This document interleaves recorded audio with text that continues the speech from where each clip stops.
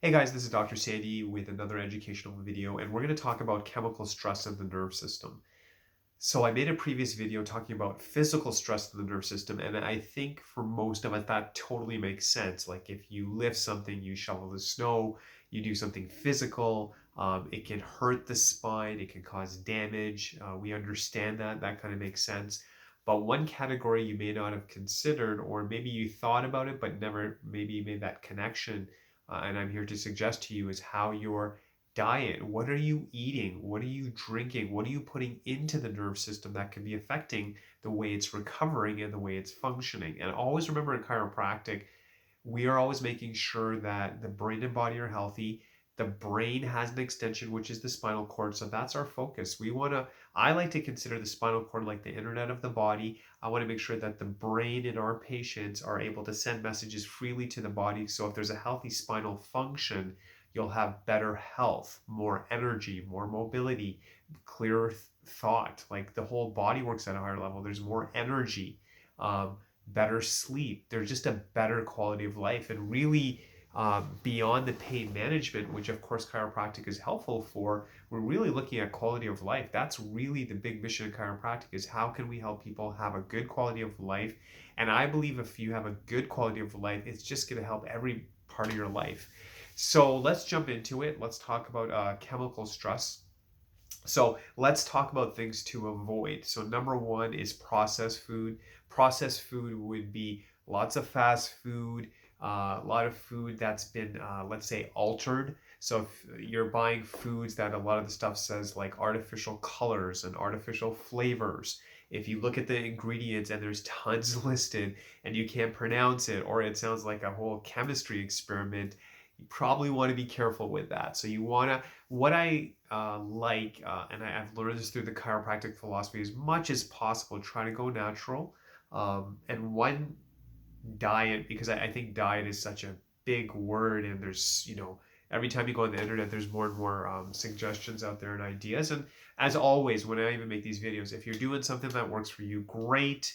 I'm just trying to give you some ideas and inspire you and say, hey, if you're doing something great, how do we go to the next level? Or if you need some guidance, I'm just here to give you good ideas and see what works for you. So I always tell patients when they start working with me, if the diet question comes up, I'm a big proponent of the principles of something called the paleo diet. And what I like about the paleo diet is really saying just eat real food.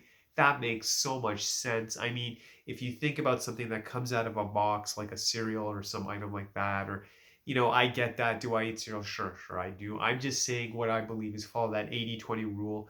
Eat as much real food as possible. If you're eating a lot of fast food tends to be very rich. It's harder on the body, causes inflammation internally, has a whole bunch of health effects. Um, so I get it, and sure, I'll eat out too sometimes, but I just don't think it should be like two, 3 times a day. I mean, maybe a couple of times a week, whatever that looks like for you. But it should be a treat. I don't take an extreme position as well, like never do this and never do that. I know I'm still working on myself. I'm trying to get better. I have kids and things like that. And sometimes there's, you're short on time when you're on the road. And what do, right? And you can't always eat the best, whatever. So I get it. But I think, 80% of the time, if you're trying to eat your best, 20% of the time, if you're a little bit off course, that totally makes sense. But let's try to eat more real food. If you're going to buy groceries, obviously avoid foods that say artificial colors or artificial flavors, as I mentioned. It should be simple to read the ingredients. If it says just a lot of stuff you can't pronounce or just sounds really complicated, as I mentioned, we want to avoid those foods or limit them as much as we can, and just start eating better foods. Number two, things we want to avoid is caffeine, and I talk to a lot of my patients over the years about this. So caffeine is a stimulant. It does affect the nerve system. It causes the heart rate to go up. A lot of systems start to work at a higher level. And again, so what we tell our patients is, a couple of times a week. Like I love drinking something called cardamom chai. I do like a good cup of chai or tea, just like anyone else. If I had it my way, I'd probably want to drink it every day. A couple of times a day would be really cool, but I can't because I know how hard it is on the body. I've known in the past when I've had too much caffeine, it doesn't suit me. And I try to, share that so my patients can obviously have a better quality of life. So for myself, I will have my chai 2 to 3 times a week. I do not cross that because I just find it's harder on the body. I think it's harder on the nerve system. You're stimulating it. We want the nerve system to relax, to function at a higher level. So if you're listening to this and you are a coffee or tea drinker, and I love this, sometimes I'll talk to a patient like, oh, doc, I'm not one of those heavy duty coffee or tea drinkers. I only have 2 a day. And I'm like, holy cow, I want to you know, I just get overwhelmed when I hear those kind of numbers because that's potentially 14 times a week. And we want 2 to 3 times a week. So if you're listening to this, what I would say to you is start treating that like a treat. So if you are 2 cups a day, I wouldn't go to 0. Sometimes if you avoid caffeine, I've talked to patients about this. They're like, yeah, I'm going to be healthy and just drop that caffeine. If you've had caffeine for a while, you actually might get a strong headache. So what I would do is if you're 2 cups a day, maybe cut to 1 a day. If you're going to have caffeine, have it early in the morning as possible so it doesn't affect other systems. And just make an effort. And maybe if you are 2 cups a day and psychologically you need the 2 cups, maybe have 50% or 20% of what you usually drink, but you want to start reducing it. And it should be a treat. It should be a reward. If you've been good all week and doing your healthy stuff, it should be a treat. So what's your alternatives to that? Herbal teas, hot water with just lemon, just plain hot water. And if you buy herbal tea products, it should say caffeine free. Green tea, a lot of people there's different versions out there. I've talked to patients about that. Green tea, generally from what I've seen, has caffeine. There are some that say green tea without caffeine, but caffeine in general is a stimulant. Obviously, there's other beverages out there that actually will be bold enough to talk about how much caffeine they have. And in my opinion, again, I would avoid or just really limit this stuff because it will affect the spine and nerve system. So the last category about things to avoid would be alcohol. Combined with that, I'm going to just put in tobacco. So alcohol, again, very inflammatory. It's hard on the nerve system. It affects the brain. It can affect cognition, the way you think, the way you behave. It's going to affect the results. It will affect, if someone is getting chiropractic care and they're drinking heavy, it will affect the results. It'll slow them down. It's not something good for the body. Obviously, I think we all know that. So again, we don't, depending on where you're at, you might be listening to this and say, oh, I've never had alcohol in my life. All right, you're all good. If you're someone who maybe says, oh, I just want a little wine before I go to bed, or I just drink it every day, in my opinion, I'd start to cut back and I would treat it just like the coffee and tea. Maybe 2-3 times a week, it's a treat. I think having with every meal, in my opinion, it's hard on the nerve system. It can cause a lot of inflammation in the body. It affects results. And if someone is starting care and they want the body to recover and get stronger, I think we should eliminate variables that might be slowing us down.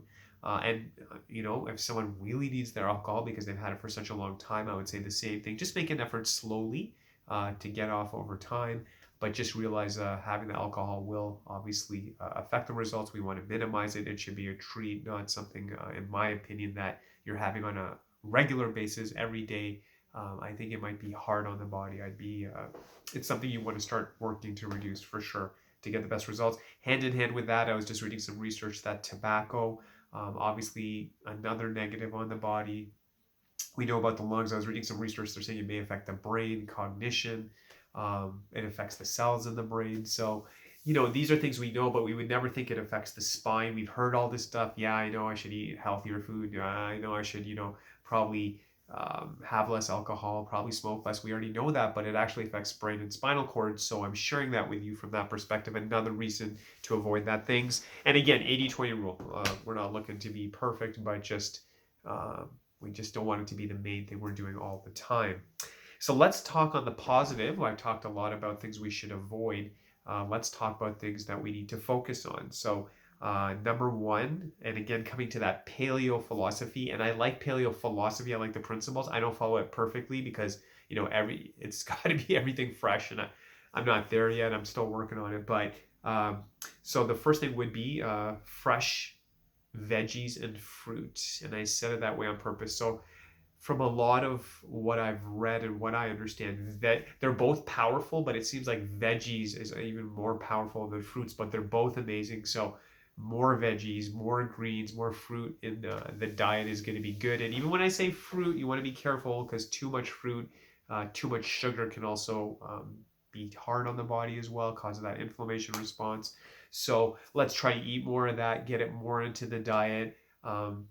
If we talk fruit wise, blueberries are some of the best. Anything in the berry family, but blueberry, if you just look at the research, it's just like, wow, it's so good for the body. So we want that in the diet. I would also suggest, and what I aspire to, I'm trying to get my greens in with my lunch and dinner.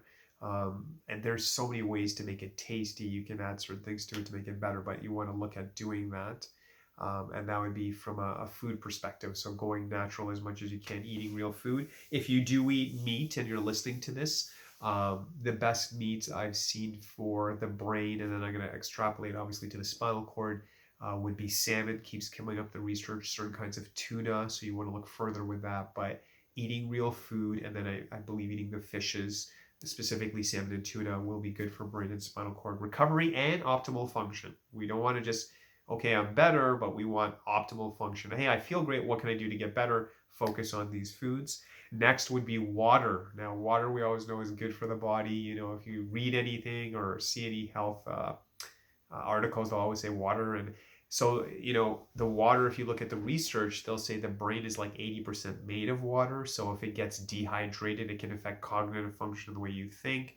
Water helps the brain and spinal cord function at a better level. The electrical impulses work at a better level. So that's going to help with the healing rate, optimal function. So water has to be a part of your diet. Now, some people will say, you know, milk, or I'll have juices. And I think there's a benefit to those things. I get it. But I think to have pure water, I'd put it in a different category, and really just, you know, you're drinking it throughout the day, and you want to get to a point that it's like something you crave, something you enjoy. And again, not every drink, water, water, water, water. And if you're there, like, that's amazing. But I think following that 80-20 rule would be very beneficial, that 80% of what I drink is going to be pure water, and then I can have some juices, whatever, 20%. That's something to consider as well. And then I'm going to wrap it up with this, is with nuts. Nuts are beneficial for brain and spinal cord because they're one and the same. So specifically, I would recommend walnuts. Looks like it keeps coming up in the research. Almonds, and then cashews. But of course, as I share this with you, if you're allergic to nuts, it's something you got to be careful with, be sensitive to, and if it suits you, great. If you're allergic to them, obviously you're going to avoid them. But you want to look at adding these things to your diet. And again, we are not looking for perfection. Just slowly start to implement certain things. You might be just saying, hey, I got all this information. I just know I need to drink water. And you'll see the brain and spinal cord of your body will function at a better level. Maybe you're just going to reduce caffeine as your step one. You don't have to do everything. But some people have that personality. They're like, I'm going to do everything. So implement what works for you, what inspires you. I would recommend baby steps. But as long as every day you're trying to push forward, every day, every week, every month, I think you will get better results. So it's just about trying and saying, hey, am I better than yesterday? Am I better than a month ago? Am I better than a year? And if you get off track, you just get back. It's all about pushing forward, and we're all trying our best. So thank you so much. If you enjoyed this video, I would really appreciate a like. If you could share it with your friends and family, that'd be awesome. And please subscribe. It would be much appreciated. Doing my best to just give you great information for you and your family so you can have, again, the best life possible. God bless you, and I'll be here again with more information to make life awesome. Thank you so much.